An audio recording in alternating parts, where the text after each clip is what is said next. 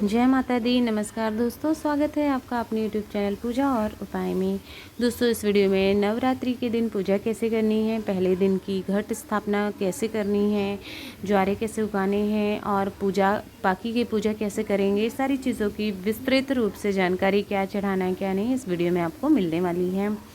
तो दोस्तों, 2025 में जो शारदीय नवरात्रि है उनकी शुरुआत हो जाएगी। 22 सितंबर से शुरुआत हो रही है नवरात्रों की और 1 अक्टूबर में ख़त्म होंगे नवरात्रि, यानी लास्ट महानवमी जो है 1 अक्टूबर को होगी। इस बार नवरात्रि 10 दिनों तक चलने वाली है, 22 सितंबर से लेकर के 1 अक्टूबर तक। तो कैसे पूजा करनी है, सबसे पहले तो ऐसा स्थान चुन लीजिए जहाँ पर 9 दिनों तक कोई भी आपको डिस्टर्बेंस ना हो, यानी चौकी को आपको उठाना ना पड़े कि वहाँ कोई सामान रखना है, कोई जो शांति वाला थोड़ा सा हो घर में स्थान, उस स्थान पे जो है आपको चौकी की स्थापना करनी है। और उसके बाद सबसे पहले पूजा स्थल को साफ़ सुथरा कर लीजिए और नीचे आप चौक पूछ सकते हैं, रंगोली बना सकते हैं और ऊपर आप चौकी को विराजमान कर दीजिए। चौकी के बाद उस पर लाल कपड़ा बिछा दीजिएगा और माता के जिस भी स्वरूप की आपके पास फ़ोटो होती है या मूर्ति आपके पास है तो आप वो स्वरूप की पूजा कर सकते हैं, स्थापना कर सकते हैं। तो नीचे फूलों का और अक्षत का जो है आसन देंगे और माता की मूर्ति जो है फ़ोटो उसको स्थापित कर देते हैं। इसके बाद हम फूलों का आसन देते हुए जो है गणेश भगवान को भी विराजमान कर देते हैं, क्योंकि प्रथम पूज्य हैं और कोई भी पूजा उनके बिना अधूरी मानी जाती है, इसलिए उनको भी हम विराजमान कर देंगे। इसके बाद जो है आप को कलश स्थापना करनी है, यानी घट स्थापना जिसे बोला जाता है। तो जो शुभ मुहूर्त रहेगा 22 तारीख को, शुभ मुहूर्त में आप कलश स्थापना की तैयारी करेंगे और ये सामग्री पहले से ही रख लीजिए, जैसे हल्दी है, सुपारी है, लौंग, इलायची, सिक्का, अरोली, फूल, ये चीज़ जो हम कलश में डालेंगे। और कलश के लिए आप तांबे का या पीतल का कलश ले लीजिए, नहीं है तो आप मिट्टी का कलश भी ले सकते हैं। स्टील का लोटा जो है वो अवॉइड करिए। कोई धातु जैसे तांबा है, पीतल है या फिर मिट्टी का कलश आप स्थापित कर सकते हैं, ले लीजिए। उसके गले में जो है मौली लपेट देना है आपको और स्वास्तिक बना लेना है मिट्टी के पात्र पे, कलश पे आपको। और फिर आम के पल्लव लेने हैं। आप आम नहीं मिल पाता है तो आप अशोका के पत्ते ले सकते हैं, 5 पत्ते हों उसमें या फिर 7, 9, 11 इस तरह से हों। उस पर भी आपको रोली से इस तरह से पल्लव पर टीका कर लेना है और पीले चंदन से। उसके बाद नीचे आपको लोटे में जल, पहले गंगा जल डालिए, फिर जल डालिए। उसके बाद इसमें हल्दी, सुपारी, सिक्का, लौंग, इलायची, फूल और रोली, इतनी चीज़ डाल कर देनी है हमको। और आम के पल्लव रखिए। उसके पात्र पूर्ण पात्र अनाज का, चावल या गेहूं कोई भी आप रख सकते हैं। तो मैंने यहाँ पर चावल ले लिया है। उसके बाद आपको नारियल लेना है। नारियल देखिए जटा वाला हो तो बहुत जटा वाला लेना है और चेक कर लीजिएगा पानी अंदर थोड़ा ज़्यादा हो, क्योंकि उसको आगे के पूरे नवरात्रि आपको रखना होता है। तो कभी कभी नारियल ख़राब हो जाता है, जैसे कम पानी है, तो थोड़ा सा अच्छे से चेक करके नारियल आप हिला के ले लीजिएगा। और इस तरह से हम जो है नारियल पर मौली या तो आप केवल लपेट सकते हैं या चुनरी लपेट सकते हैं। तो मैंने इस तरह से चुनरी के ऊपर मौली लपेट दिया है। और नारियल का मुख, आप जो आँख का हिस्सा होता है वो मुख की तरफ मुख माना जाता है, तो उसे आप या तो ऊपर की तरफ रख सकते हैं या जो पूजा कर रहा है सामने की तरफ भी आप रख सकते हैं नारियल को, ठीक है। और स्थापित करके नीचे जो है चावल का या तो आसन दे दिए, फूल का आसन दे दीजिए और अष्टदल कमल भी आप बना सकते हैं और उस पर हम जो है विराजमान कर देते हैं कलश देवता को। कलश को स्थापना कर दी।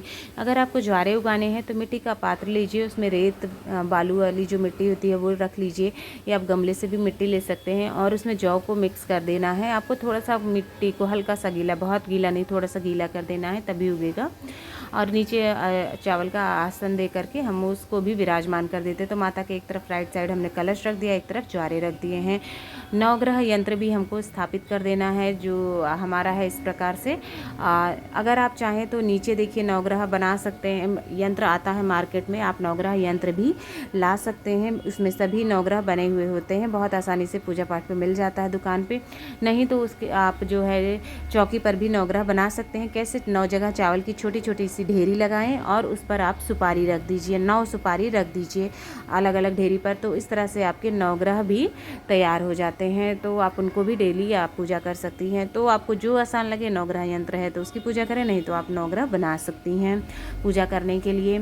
इसके बाद सारी चीज़ों को हमने स्थापित कर दिया। अब अगर आप अखंड दीप जलाना चाहते हैं तो आप दीपक भी जला करके एक तरफ रख दीजिए, उसमें मौली का लगाइएगा बाती जो होती है लंबी थोड़ा ज़्यादा रखिएगा, 9 दिनों तक जलानी होती है। और थोड़ा बड़ा दीपक लीजिएगा जिससे और तिल का तेल उसमें डाला जाता है। आप चाहें तो घी भी डाल सकते हैं या तिल का तेल, जैसी आपकी सामर्थ्य है। हमको इस तरह से, और अगर नहीं जलाना चाहते हैं अखंड दीप तो ज़रूरी नहीं है, आप जो है पूजा से पहले एक दीपक जलाकर रख दें, सुबह शाम जब भी आप पूजा कर रहे हैं। ठीक है, इस प्रकार से आप दीपक जला करके उसको रख दीजिएगा एक दीपक। अब हम अपनी पूजा स्टार्ट करते हैं।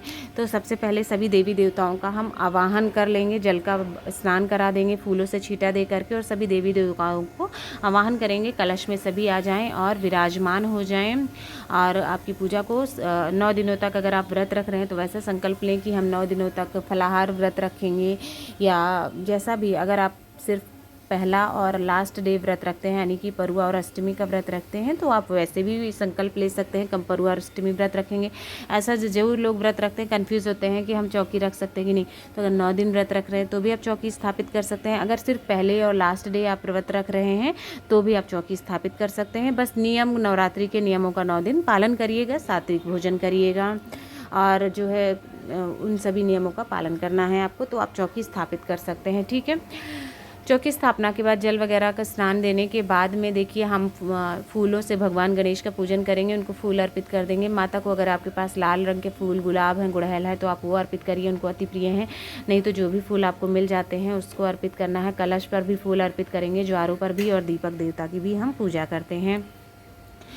फिर हम गणेश भगवान को दूर्वा अर्पित कर देते हैं और इसके साथ ही उनको हम जनेऊ भी अर्पित कर देंगे। बाकी हमने कलश पे भी फूल अर्पित कर दिया है, और वस्त्र के रूप में हम मौली अर्पित कर देते हैं। जो गणेश भगवान को भी मौली अर्पित कर दिया है। माता को हमने पहले ही वैसे चुनरी उड़ा रखी है, तो आप वस्त्र रूप में उनको मौली समर्पित कर देते हैं। कलश के गले में पहले ही मौली लपेट रखा है, तो अलग से समर्पित करने की ज़रूरत नहीं है। इसके बाद हम चंदन से जो है कलश पर पूजा कर लेते हैं, गणेश भगवान को टीका कर देते हैं, नारियल पर टीका कर देंगे, और जो हमने ज्वारे उगाए हैं हमें उसकी भी पूजा करनी है, उसको भी टीका करेंगे। नवग्रह जो आपने स्थापित किए हैं या नवग्रह यंत्र है उसमें 9 ग्रहों को भी हम चंदन से टीका कर देते हैं। इसके बाद माता को हम, गणेश भगवान को सिंदूर अर्पित करेंगे, माता को सिंदूर का टीका लगाएंगे, और नवग्रह जो हैं उनको आपको नहीं लगाना है सिंदूर। 9 देवियाँ जो मेरे फोटो में है मैं उनको भी सिंदूर का तिलक कर देती हूँ, लगा देती हूँ, अर्पित कर दूँगी। ठीक है, तो आपको गणेश भगवान को, माता को ही बस सिंदूर लगाना है, बाकी सभी को आप पीला चंदन या रोली लगा सकते हैं। इसके बाद हम भोग प्रसाद अर्पित करते हैं। सभी चीज़ें अर्पित करने के बाद में तो गणेश भगवान को लड्डू अर्पित कर दिया, मोदक जो भी आप चाहें चढ़ा सकते हैं। माता को हम भोग प्रसाद में, मैंने नारियल की बर्फ़ी चढ़ाई है, आप दूध की बर्फ़ी या पेड़ा चढ़ा सकते हैं। नारियल की बर्फ़ी घर पे अगर आपने कोई मीठा बनाया है, जैसे हलवा बनाया है, खीर बनाया है, या आप घर पे भी मिठाई बना करके तो आप चढ़ा सकती हैं। आपकी पूरी श्रद्धा है, भाव से घर में पुए, मिठाई, ये सारी चीज़ें आप बना के कुछ भी चढ़ा सकती हैं। मौसमी फल जो भी आपको आसानी से मिलता है वो मौसमी फल आप चढ़ा दीजिएगा। भोग आदि अर्पित करने के बाद मुख शुद्धि के लिए हम माता को जो है लौंग और इलायची, अगर घर में कोई पान खाता है तो आप पान के पत्ते पर लौंग, इलायची और बताशे या मिश्री जो होती है वो चढ़ा दीजिए। नहीं तो आप ऐसे ही छोटे पात्र में भोग माता को लौंग, इलायची और मिश्री का भोग लगा दीजिएगा। बाद में उसे हम खा लेते हैं प्रसाद रूप में सभी भोग को। इसके बाद सुहाग सामग्री जो भी आपकी सामर्थ्य होती है, 5 सुहाग सामग्री आप कम से कम जो है पूरे 9 दिनों में कभी भी आपको चढ़ानी होती है। ज़रूरी नहीं है, आप पहले दिन और लास्ट डे भी चढ़ा सकती हैं। आप किसी भी एक दिन, यानी कि लास्ट जो 9वीं अष्टमी को आप पूजा करेंगे आप उस दिन भी चढ़ा सकती हैं। आपके ऊपर डिपेंड करता है आप सुहाग सामग्री कब चढ़ाना चाहती हैं, कभी भी एक दिन चढ़ाना होता है। इसके बाद हम हाथों में फूल और अक्षत लेकर के दुर्गा सप्तशती का पाठ कर लेंगे। अगर आप करती हैं डेली तो आपके पास समय नहीं है तो आप दुर्गा चालीसा 10 मिनट में पाठ करते हैं, हम दुर्गा चालीसा का भी पाठ कर सकती हैं। जो भी आप करती हैं हर बार वैसे ही आपको करना है, पाठ आपके ऊपर डिपेंड करता है। इसके बाद हम फूल वगैरह माता को अर्पित कर देते हैं जो भी हाथ में लिया हुआ है, और गा करके आरती करेंगे। आरती आप कपूर से भी कर सकती हैं, घी से भी आरती कर सकती हैं। आरती की थाली सजा लीजिए और गा कर के विधि विधान से ओम ओम जय अम्बे गौरी, ये आरती माता की जाती है। विधि विधान से कर लीजिएगा। फिर हाथ जोड़ करके जो भी पूजा में कमी बेसी रह जाती है, गलती हो गई है, भूल चूक हो गई है, अनजाने में जाने अनजाने में, माता से क्षमायाचना करिए कि हम अज्ञानी हैं, हमें जितना आता है, जितना हो सकता है मैंने करने की कोशिश की है, ऐसी आपको प्रार्थना करनी है। और अपनी सामर्थ्य के अनुसार जो भी आप दक्षिणा चढ़ाना चाहते हैं वो चढ़ा दीजिए। वो क्या है, पूजा में जो भी कमी रह गई, कोई चीज़ आप नहीं ला पाए, नहीं चढ़ा पाए हैं, तो आप उसको जो है वो उससे पूरी हो जाती है। दोस्तों, ये है संपूर्ण पूजा विधि, घट स्थापना से लेकर के भोग प्रसाद सभी नियम। आपको वीडियो पसंद आया हो तो वीडियो को लाइक शेयर सब्सक्राइब करें और लोगों तक शेयर करें।